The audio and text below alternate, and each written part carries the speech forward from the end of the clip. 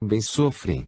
No caso de positividade na resposta, não acha que as legislações ecológicas do futuro deverão levar em linha de conta tal comprovação científica?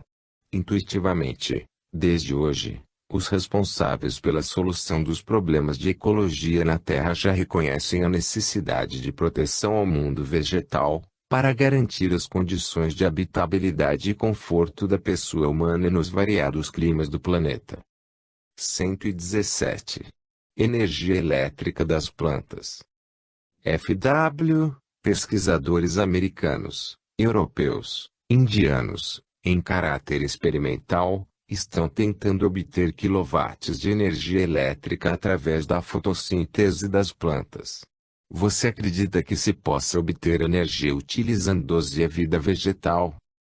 O tempo com o trabalho auxiliará o homem a descobrir a energia elétrica através das plantas, tanto quanto já cooperou com a inteligência humana, por exemplo, na descoberta do álcool na cana-de-açúcar e do óleo da mamoeira, para fins específicos na indústria. FW, o cientista Bourbon afirmou que as plantas, os biólogos já catalogaram mais de 350 mil espécies diferentes. Tem mais de 20 percepções diferentes das do homem. Como você classificaria tais percepções?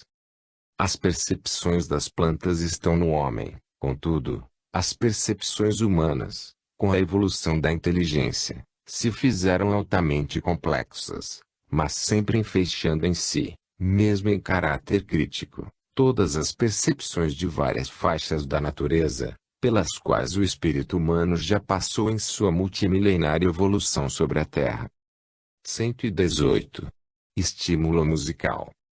FW, como explicar racionalmente o fato de que, no Zewa, lavouras de arroz e trigo, sobre as quais foram irradiadas músicas melodiosas, inclusive sonatas de Bach, através de alto-falantes, apresentaram rendimento superior entre 25% a 60% por hectare.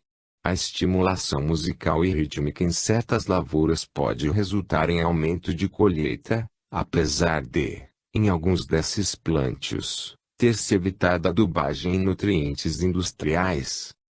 O estímulo musical sempre trará rendimentos em qualquer resultado da conjugação de esforços entre o homem e a natureza, com vistas à produção de valores para determinados fins. FW, alguma vez você conseguiu ou consegue enxergar a seiva interna, ou as emanações magnético-espirituais de uma planta ou árvore? Já viu e estabeleceu contato com os devas, espíritos da natureza encarregados de nutrir e proteger o reino vegetal? No mundo espiritual, propriamente assim chamado na Terra, o espírito desenfaixado das experiências no plano físico entra, facilmente, em relação com os chamados espíritos da natureza. Quanto a mim, aqui já me expresso na condição de médium ou espírito encarnado no corpo denso, já entrei em relação com seres diversos que presidem certos fenômenos da natureza, e isso começou em mim, quando iniciei a psicografia dos livros de autora do nosso amigo espiritual André Luiz, que nos fala dessas inteligências em muitos tópicos de seus apontamentos e narrativas. FW, recentemente, experiências no campo da biofísica e da biodinâmica sugerem existir mais do que apenas probabilidade de que o pensamento que o homem põe na terra, a radiação mental dele sobre o solo que está lavrando e plantando traço, é mais importante em relação ao crescimento e colheita dos frutos, que o próprio adubo, ou até a qualidade do solo. Isso é possível. O pensamento do homem exerce constantemente influência decisiva no meio em que se encontra. 119. Darwin e Kardec. FW, não se lhe afigura significativo que as teorias evolucionistas de Charles Darwin, expostas no livro A Origem das Espécies, tenham sido concebidas quase ao mesmo tempo em que foi preparada e editada a obra O Livro dos Espíritos de Allan Kardec. Allan Kardec e cientistas outros que se consagraram ao estudo da evolução do princípio inteligente, estavam em sintonia com o mesmo campo vibratório da vida superior, que impele e impele sempre a criatura terrestre ao exame dos processos evolutivos na oficina planetária.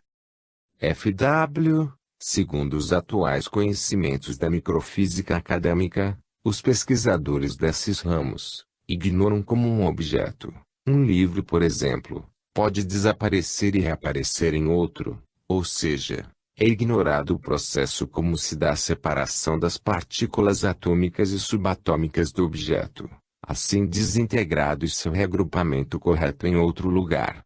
Como você vê esse fenômeno? Atentos ao contexto evangélico das tarefas que nos competem desempenhar, cremos seja nosso dever entregar à inteligência humana os problemas da materialização, desmaterialização e rematerialização da matéria, nos vários conceitos de definição da matéria na esfera das investigações científicas, vigentes no mundo. FW, você confirmaria que as plantas e os animais aceitam a condição ou tarefa de servir de alimento, contanto que o processo seja dentro de um ritual amoroso, capaz de evitar agentes químicos de medo causado pela morte violenta ou desapredada. Não somente as plantas e os animais necessitam de amor para se renderem às necessidades do processo evolutivo em que todos nos encontramos. Nós mesmos, os espíritos humanos candidatos à humanização, não conseguimos prescindir do amor ou da proteção do amor, a fim de nos submetermos às disciplinas da vida, de modo a servirmos com segurança e eficiência na engrenagem do progresso comum. FW, uma bétula, em dia de grande calor, pode absorver até 380 litros de água. A rosela apanha moscas com precisão fantástica. A chamada planta bússola que nasce no Mississippi, aponta para os pontos cardeais. Pedra, planta, cristal, ondas etéreas, homem, tudo é de Deus porque dele promana. A inteligência, em qualquer setor da natureza, está impregnada de princípios que caracterizamos como sendo divinos, já que procedem da sabedoria divina, agindo sempre no rumo de objetivos determinados.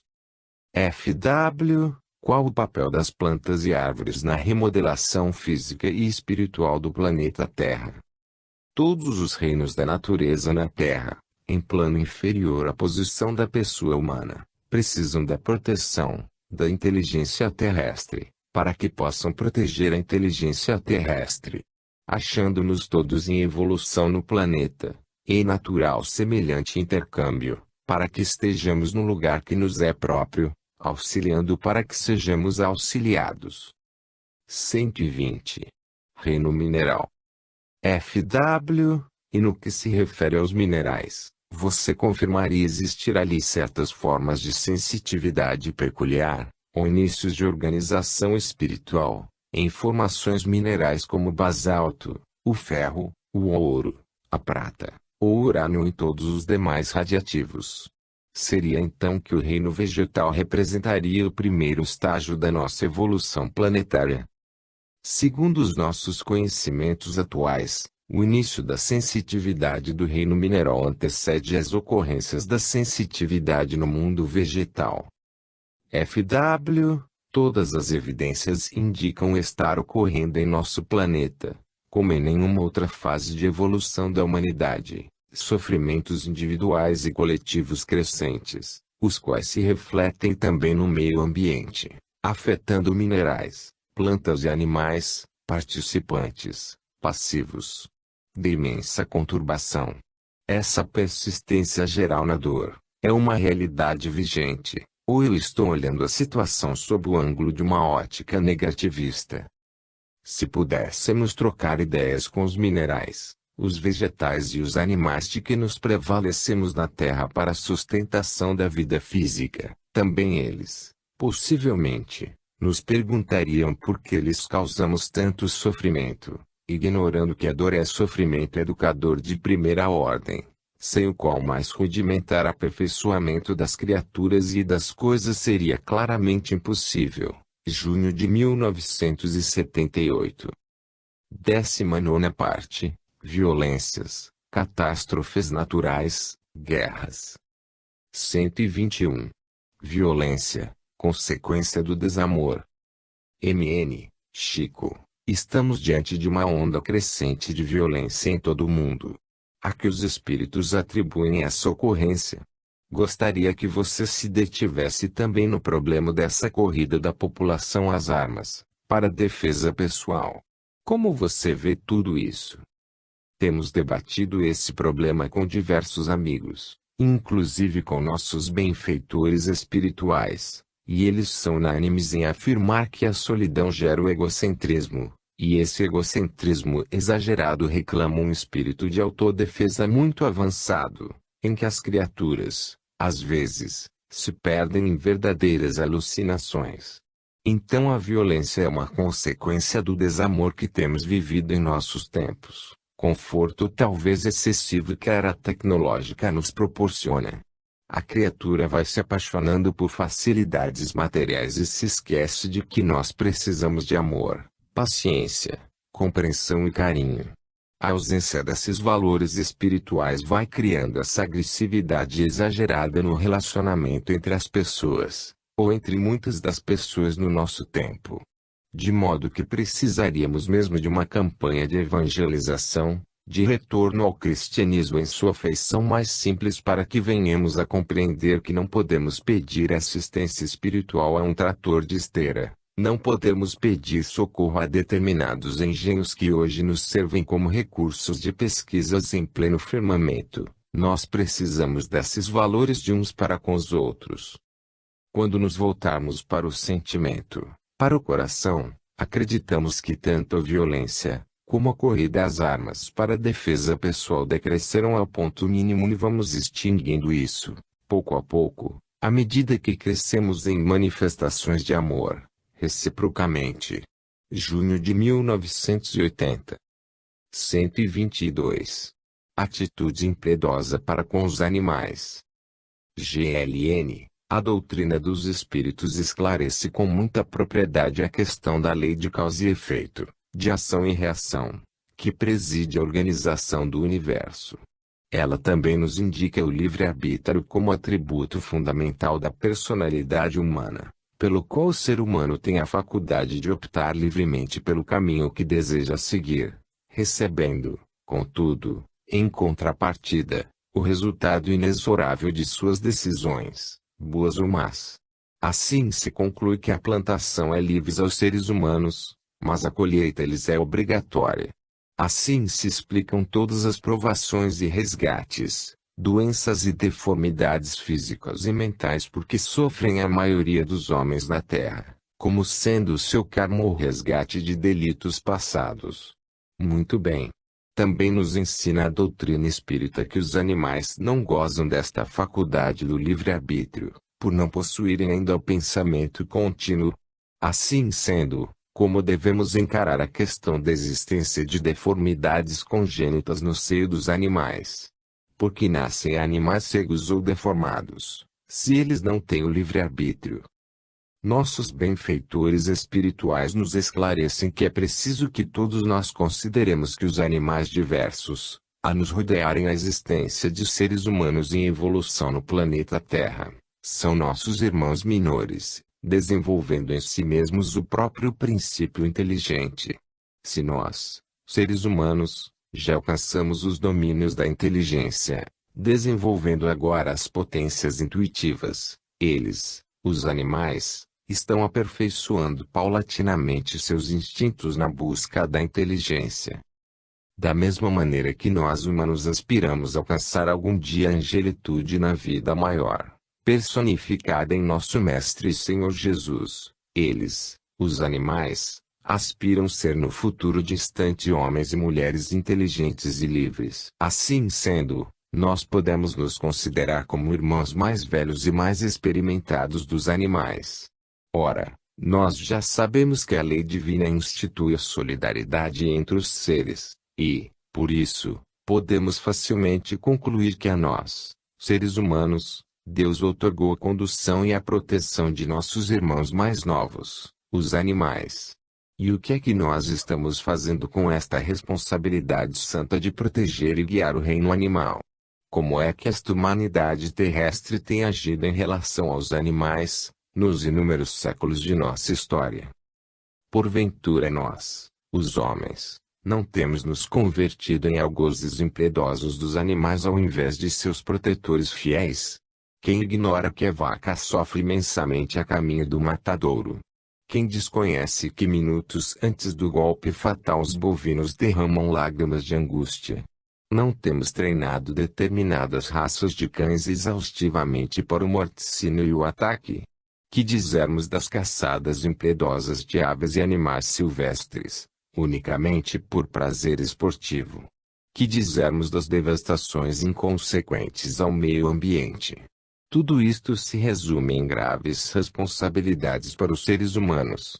A angústia, o medo e o ódio que provocamos nos animais desalteram o equilíbrio natural de seus princípios espirituais, determinando o ajustamento em posteriores existências, a se configurarem por deformidades congênitas. A responsabilidade maior recairá sempre nos desvios de nós mesmos, os seres humanos, que não soubemos guiar os animais à senda do amor e do progresso, segundo a vontade de Deus. Agora, vejamos, se determinado cão é treinado para o ataque e a morte com requintes de crueldade, se ele é programado para o mal, pode ocorrer que em determinado momento de superexcitação este mesmo cão, treinado para atacar os estranhos, ataque as crianças de sua própria casa ou os próprios donos. Aí teremos um desajuste induzido pela irresponsabilidade humana. Ora, este mesmo cão aspira a crescer espiritualmente para a inteligência e o livre-arbítrio. Mas, para isso, ele precisará experimentar o sofrimento que lhe reajuste o campo emotivo, aprendendo pouco e pouco a lei da ação e reação. Assim, ele provavelmente renascerá com sérias inibições congênitas. A responsabilidade de tudo isto, no entanto, dever-se-á à maldade humana. Outubro de 1991. 123. Agressão à natureza. Ayrton Guimarães, como via a agressão do homem à natureza. O estado de Minas. Acontece que estamos agredindo não a natureza, mas a nós próprios e responderemos pelos nossos desmandos. Mas, se continuarmos agredindo demasiadamente, o preço será pago por nós próprios, porque depois voltaremos, em novas gerações, plantando árvores, acalentando sementes, modificando o curso dos rios, despoluindo as águas, drenando os pântanos e criando filtros que nos liberem da poluição.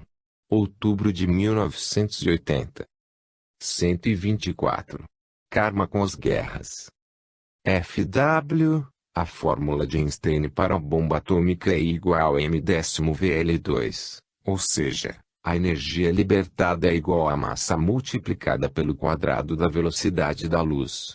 Em termos espirituais poderia dizer-nos o significado intrínseco do conteúdo da fórmula da bomba A, ou, ainda, o da libertação da energia atômica.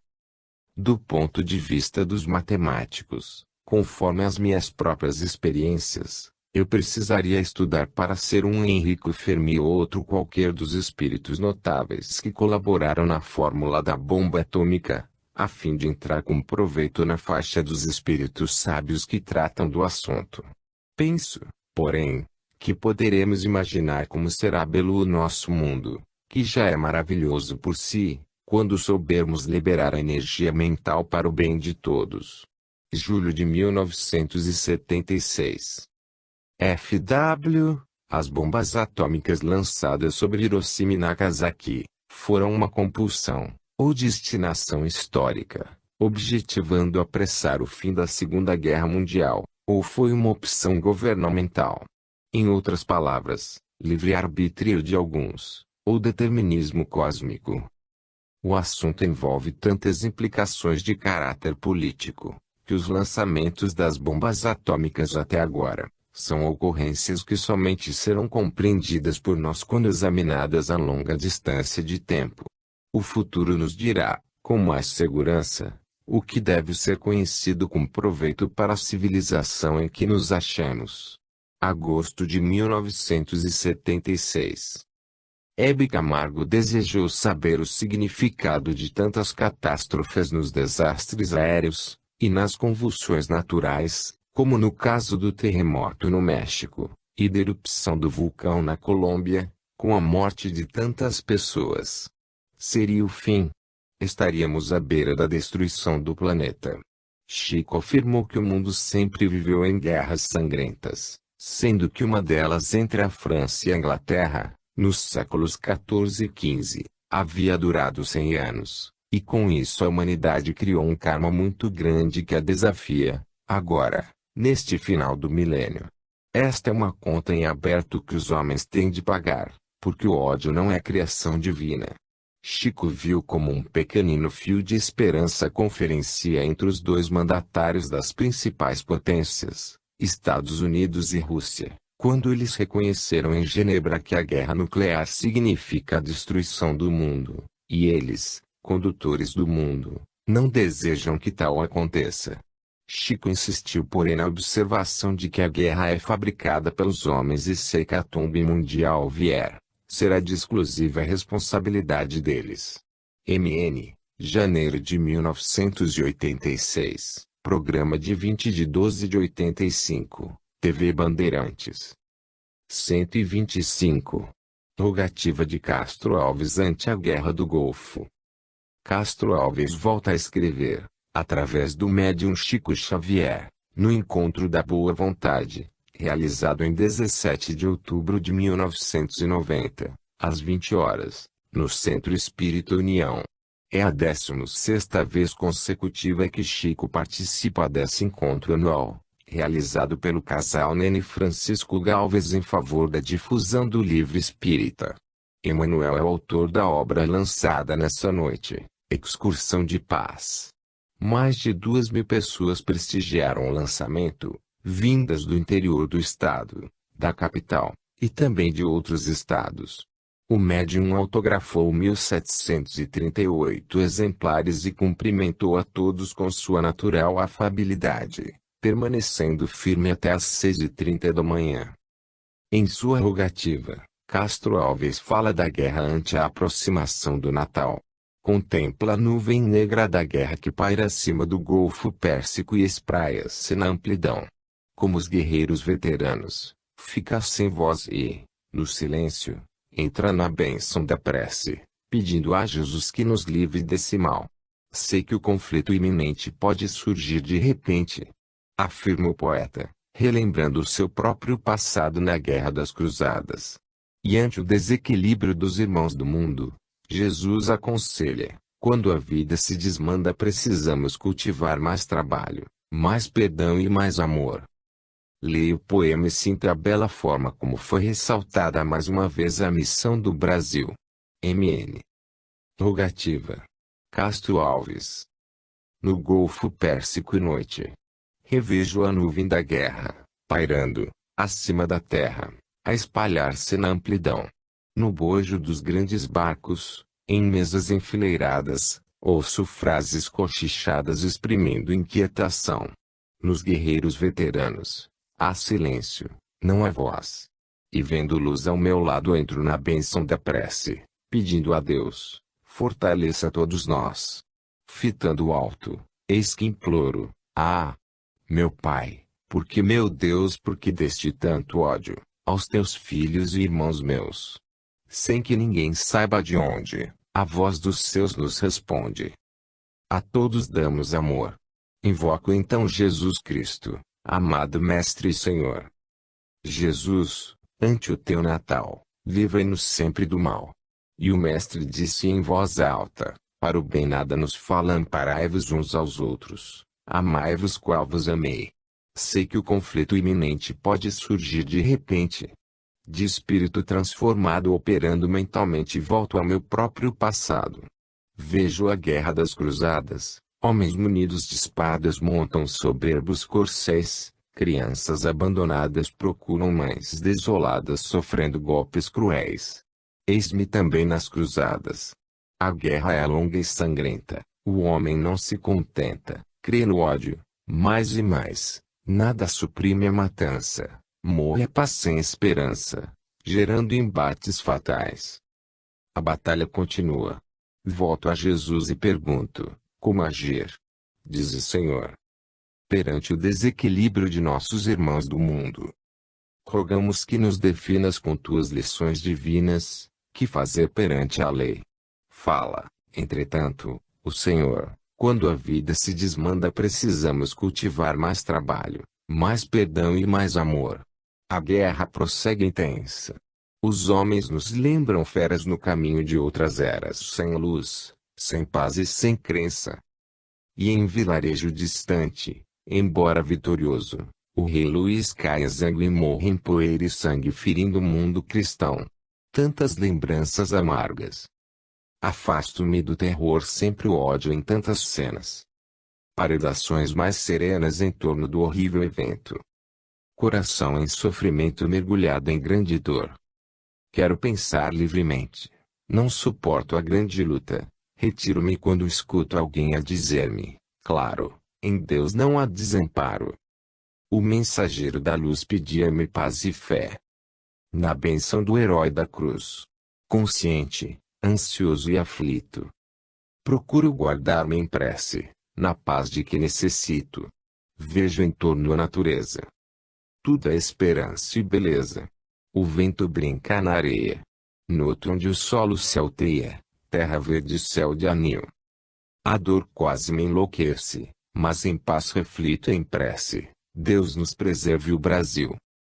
20ª parte. 126. A missão do Brasil.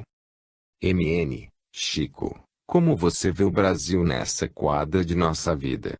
A quadra de agora de transição. Por muito que pensemos, não chegaremos a uma conclusão exata, porque a diversidade das ideias é muito grande e o acúmulo das paixões fizeram do Brasil um campo de opiniões às vezes até desvairadas. O trabalho mesmo, que é necessário, nada. Eu me lembro que no tempo da guerra terminada em 45, na Inglaterra e na Itália, sobretudo nestes dois países, plantavam-se batatas em vasos. Venceram pelo próprio esforço e não passaram fome. Por que que havemos só de plantar flores? E os outros elementos? Que as flores sejam homenageadas pela beleza, mas elas não vão à panela. MN, gostaríamos que você comentasse algo sobre o leste europeu. O leste europeu, hoje, é um mundo novo em que a esperança está reinando de novo nos corações. Vamos nos unir todos nas vibrações de paz, a fim de que esse movimento não sofra um intervalo e uma alteração prolongados, sempre claramente prejudiciais à paz que se espera no mundo. Abril de 1990, MN, dia 3 de maio, segundo notícias veiculadas nos jornais, o casal Collor visitou aqui em Uberaba. Vocês conversaram assuntos de natureza política? Não, o presidente pediu-nos preces. Reconheço no casal dois cristãos genuínos a serviço do progresso e da paz. O presidente Collor e sua esposa Rosana enfrentam todas as situações com o perdão no coração e a consciência do dever a cumprir. MN, você disse a eles alguma coisa referente à sua morte próxima? Não toquei nesse assunto. Quando o Senhor determinar, estarei pronto, mas é preciso aguardar o tempo certo. Junho de 1990, MN, como você vê o lançamento do livro A Vida Triunfa, primeira obra da Folha Espírita Editora? Para mim, que sou leigo, ignorante dos processos literários, o livro vai despertar muito interesse pela composição dos argumentos expostos. O que eu li do livro me trouxe uma grande alegria interior. Com tanta gente com vontade de conhecer algo sobre a vida espiritual, espero que o livro seja muito bem aceito e gostaria mesmo que ele fosse bilingue, para que a Vida Triunfa abrangesse todo o continente sul-americano.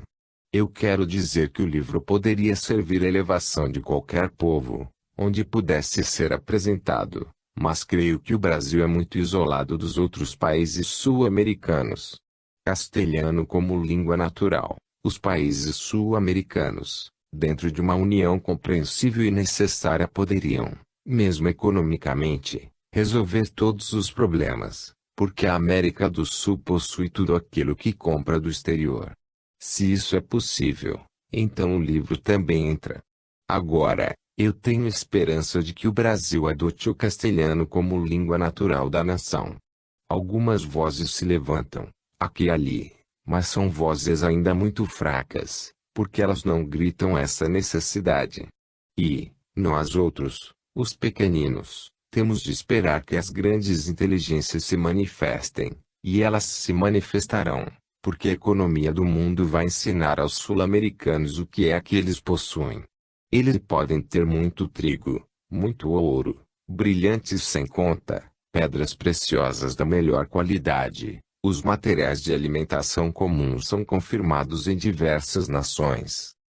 Então, eu penso que quando nossos regentes em política compreenderem isso, poderemos ter o mesmo relacionamento que os países da Europa têm com a América do Norte. Uma união feliz e necessária porque, se trabalharmos, teremos isso na mão.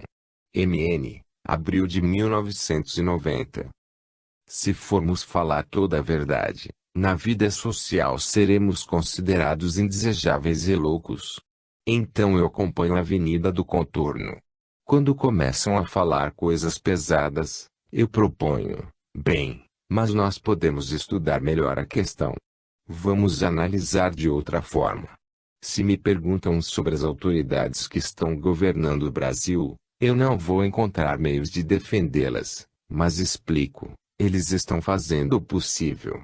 Ainda a propósito do difícil período que atravessamos, Chico Xavier ponderou, o desespero é uma doença.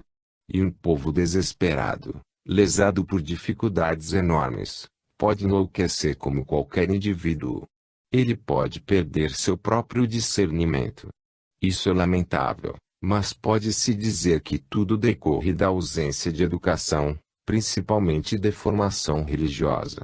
Abril de 1988. A atitude que Chico Xavier aconselha não é a da subserviência, mas a da compreensão. Ela vem sendo um anteparo contra a violência que não ajuda a construir o futuro. Ainda a respeito da difícil situação dos operários, dos subempregados, dos desempregados, dos marginais da sociedade, Chico falou, a eles, aqui em Uberaba, levo o que tenho aquilo que me colocam nas mãos. Então, conversando com irmãos em penúria, procuro amenizar a revolta deles e não aumentá-la. Se os governantes tivessem amor e espírito de compreensão por seus governados, tudo seria modificado. Mas isso teria que começar de cima. Alguém me perguntou, Chico, se a assistência é serviço do governo, por que você dá assistência?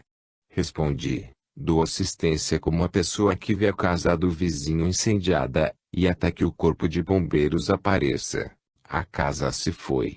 Então, pelo menos um balde d'água eu tenho que carregar, não é? Abril de 1988. Respostas ao Diário da Manhã. Durante a visita de Bárbara Ivanova a Uberaba, Chico já estava com muita dificuldade de locomoção. MN, Chico, como você tem se sentido? Está um pouco melhor. Estou melhor, mas acontece que a labirintite é muito persistente. Estou melhorando, mas em consequência as pernas ficaram muito doloridas, o que me impede de caminhar. Pouca coisa eu posso, mas o progresso é lento. MN, o que você acha do Saddam Hussein e do perigo da guerra? O perigo está pendente, não é? Vamos todos vibrar pela paz. Temos de fazer vibrações contínuas pela paz. O Iraque está mostrando uma face muito dura para nós todos. MN, e o Brasil, Chico, você acha que com o tempo ele vai realizar uma tarefa ainda maior do que aquela que está realizando?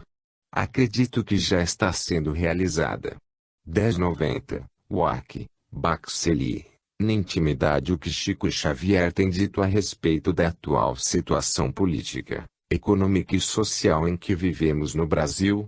Cabe, Chico não faz comentários a respeito da política, ele é apolítico.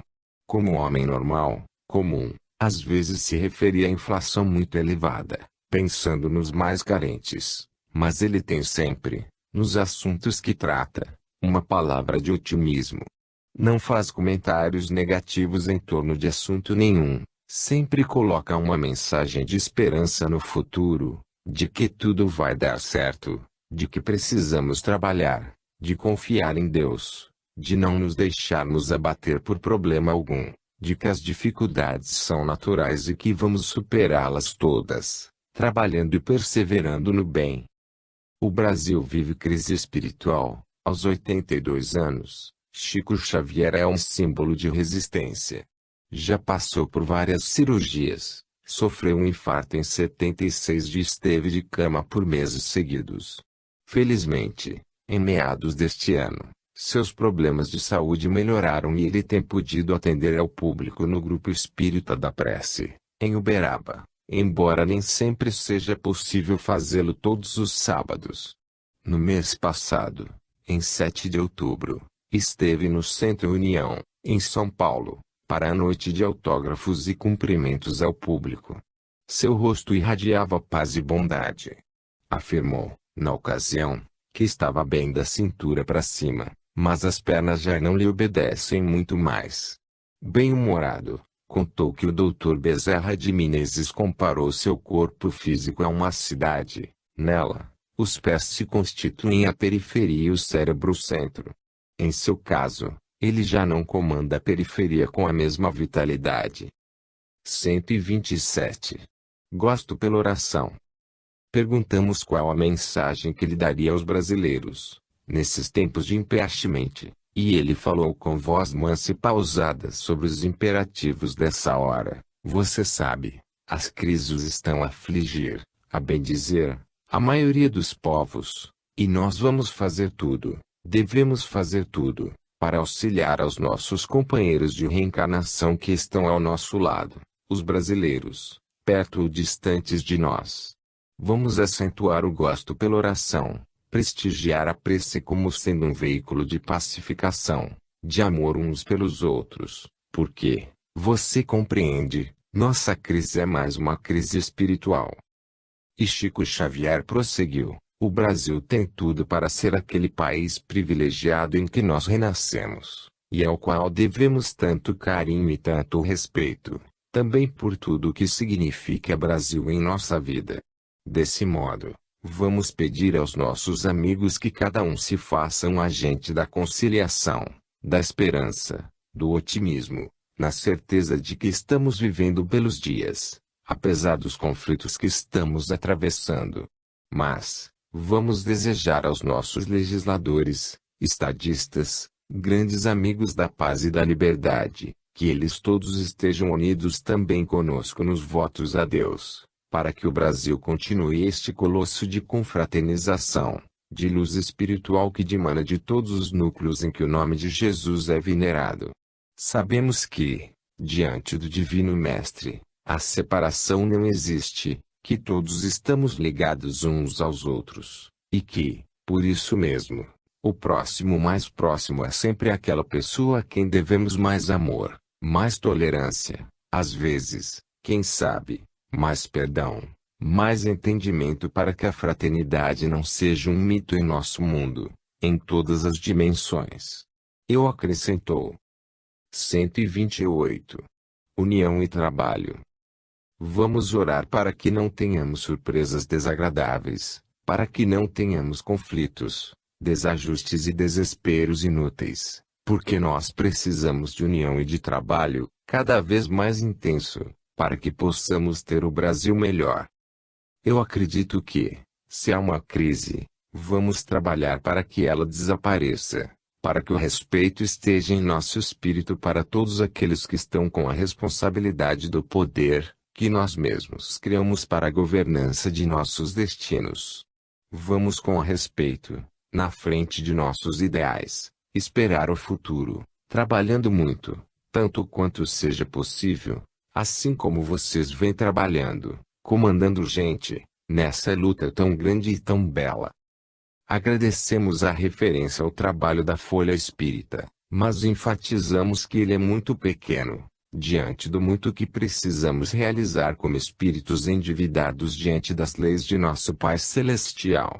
A esse respeito, o médium observou: Uma semente é considerada talvez pequena, mas sem ela não haverá a floresta. Tivemos também a felicidade de receber notícias de nosso companheiro, Freitas Nobre. Chico falou de suas atividades no mundo espiritual e o seu contato com Bezerra de Menezes. Felizmente, lá e cá, o trabalho prossegue na seara do mestre. MN, novembro de 1992. O Brasil receberá filhos de outras terras, em clima de grande fraternidade, sustentado pelas vibrações suaves da música ambiente, produzida pelo coral da casa. Chico Xavier adentrou o Centro Espírita Perseverança, para sua visita anual, às 20 horas, do dia 27 de dezembro do ano findo. As pétalas de rosas que permeavam a entrada principal e o corredor do templo davam as boas-vindas ao visitante, que as atravessou a passos lentos, amparado pelos braços da presidenta da casa, Guiomar Albanese, e de seu filho Arnaldo, sob os aplausos de centenas de pessoas, que superlotavam as dependências da instituição. Após comovida prece da dirigente, fez-se silêncio para a recepção das mensagens psicográficas. Chico recebeu do espírito de Cornélio Pires a ceia ecológica. Com sua verve brincalhona, Cornélio brilhou no retrato que fez das festas natalinas, sempre recheadas de muitos animais sacrificados para a grande comemoração. Euríclides Formiga enviou também bela mensagem, através de seu filho, homenageando o médium de Uberaba. Em seguida, Chico respondeu questão levantada por Guiomar sobre a missão do Brasil. A parte final da visita foi dedicada aos cumprimentos às 3.500 pessoas presentes, e durou aproximadamente 4 horas. A partir das 21h30, apenas com rápidas interrupções para alguns goles de chá, o médium distribuiu esperança e sorrisos de bondade. Na ocasião, deu-nos importante entrevista que publicamos a seguir, assim como sua resposta sobre a missão do Brasil. MN, com tanta violência e corrupção em nosso país, os benfeitores acreditam que o Brasil seja o coração do mundo e a pátria do Evangelho? Essa pergunta tem sido assunto de muitos diálogos nossos com os companheiros de nossa casa. O nosso Emmanuel é de opinião que dentro do mundo turbulento, com a incompreensão comandando tantos corações, tantos milhões de pessoas, não pode ser motivo de dúvida para nós que o Brasil é o coração do mundo. Quando nós nos lembramos que, com todas as deformidades que assinalam a nossa época, com todas as dificuldades de ordem material, nossas mesas têm sido amparadas por benfeitores espirituais. O pão que nós pedimos na oração dominical é modificado por bênçãos de toda espécie. 129. Nossa bandeira está imaculada. Em comparação com outros povos e outras nações, nós estamos com a nossa bandeira imaculada, inatingível por qualquer corrupção. Esta é nossa claridade, porque nossas dificuldades têm sido sobrepujadas pela fraternidade com que nós nos amamos uns aos outros, pela facilidade com que aprendemos os ensinamentos de nossos amigos espirituais, e vamos formando os núcleos de paz e amor que são as casas de nossa doutrina. 130. Seremos pátria do Evangelho na grande renovação. Quanto à conceituação de pátria do Evangelho, nós somos compelidos a pensar no futuro, quando teremos, talvez, necessidade de exemplificarmos, até com o sacrifício, o Evangelho que nos foi confiado por nosso Senhor Jesus Cristo. Sem nos esquecermos que, do ponto de vista evangélico, até ele foi atingido pelo sacrifício extremo, para dar-nos essa alvorada maravilhosa, que é a doutrina de luz que nós abraçamos e que nos une a todos num abraço só, num só coração. Chegada essa época, naturalmente, seremos compelidos a testemunhos e exemplificações. E, agora, antes das lutas maiores que o porvir nos reserva, serão horas difíceis para nós. Como filhos da pátria do Evangelho, devemos exemplificar e esperar. 131. Abraçar filhos de outras terras. Preparemo-nos para um mundo de fraternidade verdadeira, em nos referindo à comunidade das nações. Preparemo-nos, talvez, para abraçar os filhos de outras terras que virão até o coração de nosso país, buscando a paz desejada, que para eles tem sido tão difícil de ser alcançada. Como filhos da pátria do Evangelho, somos chamados a exemplificar, porque aprendemos e ensinamos o que constitui a razão de nossas vidas. Que Deus nos abençoe, para sermos dignos da proteção que tem sido dada, porque espalhada por todos os recantos do nosso país. E a prova disso tivemos agora, as dissidências havidas, os obstáculos expostos a nós outros, não nos levaram a nenhuma ação de aflição. A violência que existe no Brasil é a que existe no mundo, mas como povo nós temos sabido honrar a destinação a que fomos chamados. Como povo temos sofrido reviravoltas enormes, inconformações, dilapidações, faltas graves daqueles que foram chamados a dirigir nossos destinos. Mas, as nossas mãos não se sujaram com sangue fraterno. Quantos povos, por muito menos, acharam na rebelião e na indisciplina a porta falsa a que eles se atiraram para encontrar dificuldades muito maiores. Somos, sim, uma grandeza da terra em que nós renascemos. Somos filhos do coração do mundo. E o Senhor nos fortalecerá para sermos filhos também da pátria do Evangelho, quando soar a hora que formos chamados para a grande renovação. MN, fevereiro de 1993. Pergunto se o Brasil está em condições de sair das crises que o assolam. Com a proteção dos benfeitores espirituais que orientam os acontecimentos no Brasil, certamente todos os problemas serão solucionados. Devemos continuar com a tranquilidade que estamos desfrutando, porque não temos problemas de guerra, de separação racial. Acho que nós todos devemos agradecer de termos nascido no Brasil. Creio que os fenômenos todos que acontecem no país são naturais em uma nação do tamanho da nossa, afirmou. E como que reforçando seu pensamento acrescentou, o nosso país é sempre pela conciliação, pela compreensão humana. Quero saber mais sobre essa doença social, a violência, e ele pondera, todas as nações estão enfrentando esse problema.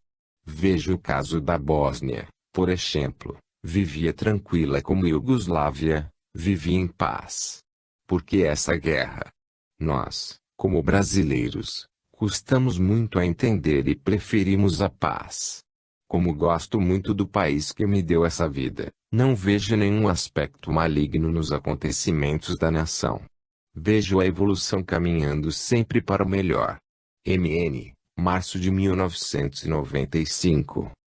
Instalou-se dia 15 de abril de 1976, no ginásio de Brasília, os 6 graus Celsius Congresso Brasileiro de Jornalistas e Escritores Espíritas.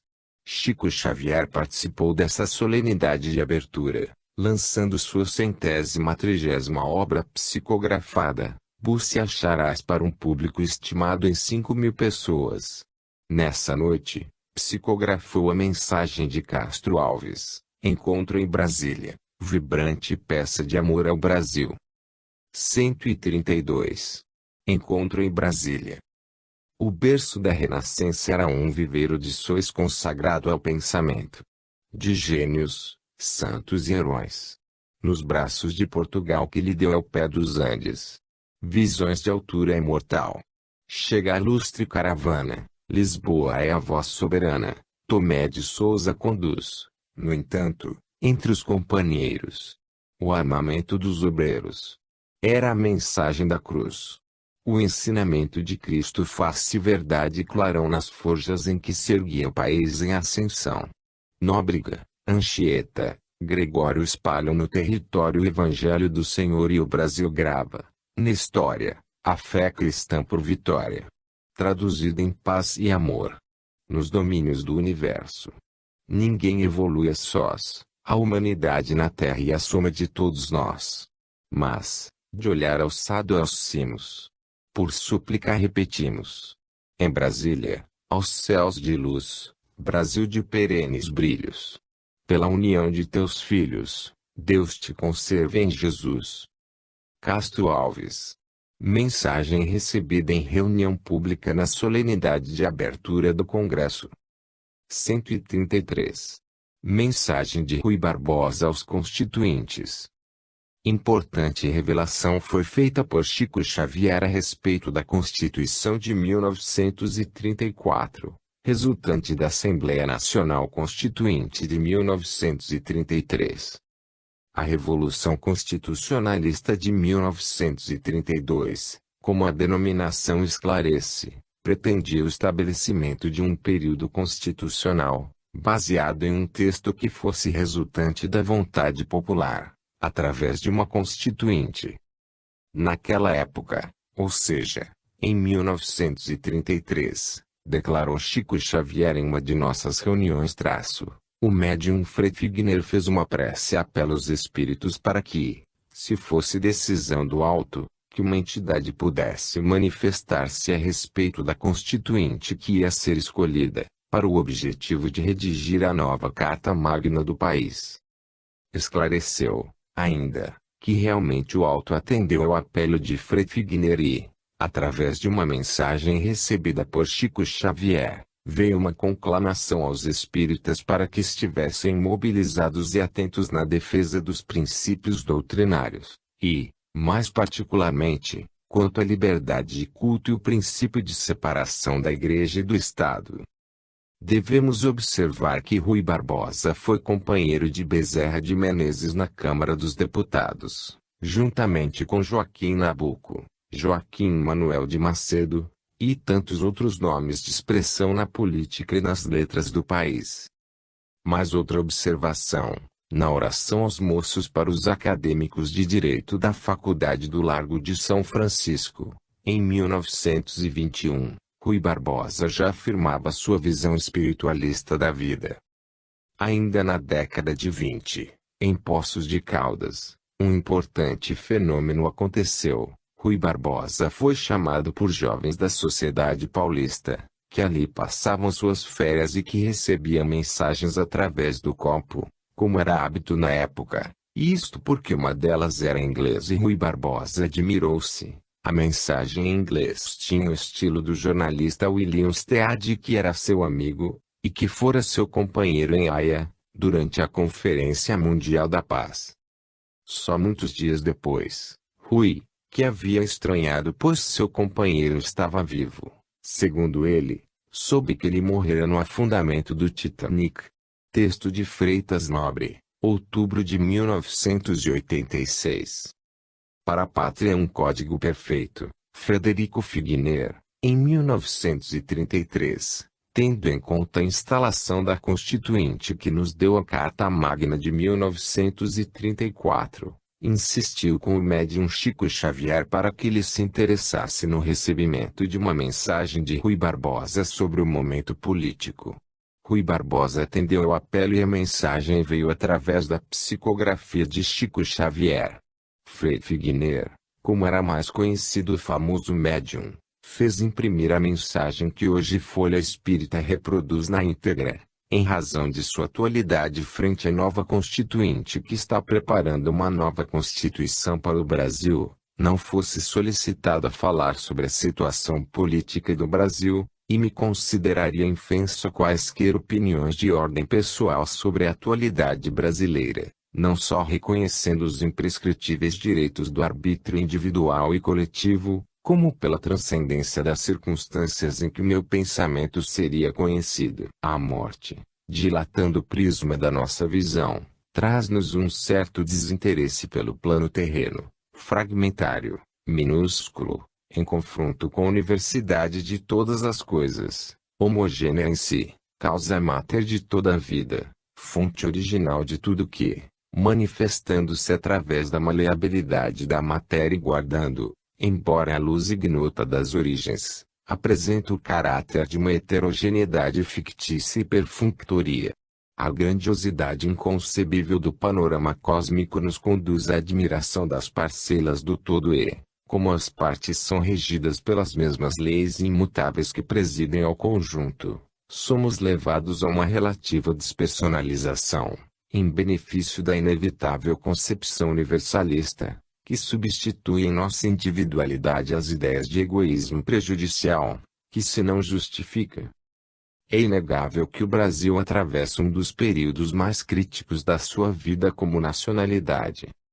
País novo, não se achava indemne de contagiar-se do sopro das reformas em seus paroxismos, que agita as coletividades do velho mundo, assoberbadas pelas dificuldades intestinas, que lhes têm dizimado as energias revigoradas. O erro da política brasileira, porém, está em não reconhecer a profunda diversidade dos métodos psicológicos a serem aplicados ao nosso povo e aos do mundo europeu. Ali, a crise destruidora deve seus efeitos a causas múltiplas e indeclináveis. O estado semi-anárquico da vida do Brasil é oriundo da escassez de valores morais. É inútil odiernamente qualquer mudança nos processos governamentais e, em vésperas da nova Constituinte, torna-se oportuno recordar, aos que se propõem outorgar outra Carta à Nação, que o menor atentado às liberdades públicas, sancionadas dentro das normas do mais estrito direito na Constituição de 91, seria um erro perpetrado na mais irrefragável ilegalidade, perante as correntes evolucionistas mantenedoras da ordem e do progresso. Excetuando-se algumas inovações de caráter subsessivo, toda a supressão das conquistas jurídicas, efetuadas no mais sádio dos liberalismos, como expressão singular de civismo, estabelecendo as diretrizes superiores da nacionalidade, implica um retrocesso injustificável. A adaptação aqui dos processos políticos praticados largamente na Europa moderna seria de eficácia irrisória. No Brasil, os problemas são outros. Embora prematuro, todo julgamento que se faça das últimas sublevações brasileiras, podem descobrir-se os seus fatores primaciais na política compressiva, despótica e subornadora, posta em prática nestes últimos anos, foram uma consequência lógica dos abusos da máquina eleitoral, a constituírem os maiores escândalos da República, vexatórios às suas doutrinas de liberdade e igualdade.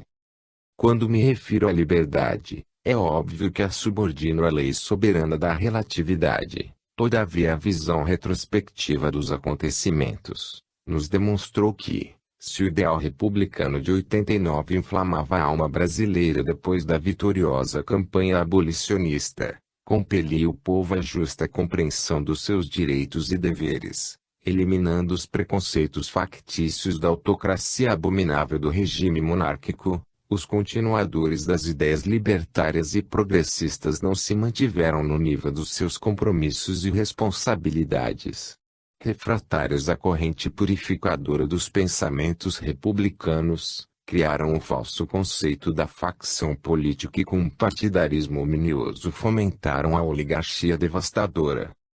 A Constituição de 1891 não falhou no Brasil, está de pé, como síntese admirável das vibrações do entusiasmo de um povo pelo direito incorrupto, imprescritível.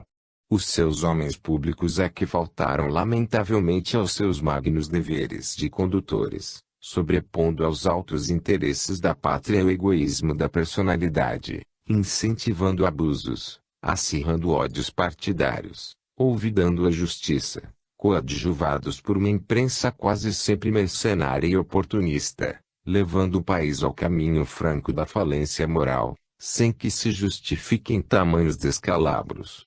Enquanto a política pessoal tem feito medrar no Brasil a oligarquia, alguns estados hão disputado egoisticamente a hegemonia da nacionalidade, a par de outros submersos na miséria e no analfabetismo. Entretanto, os brasileiros não desconhecem seus deveres de coesão em torno da unificação nacional.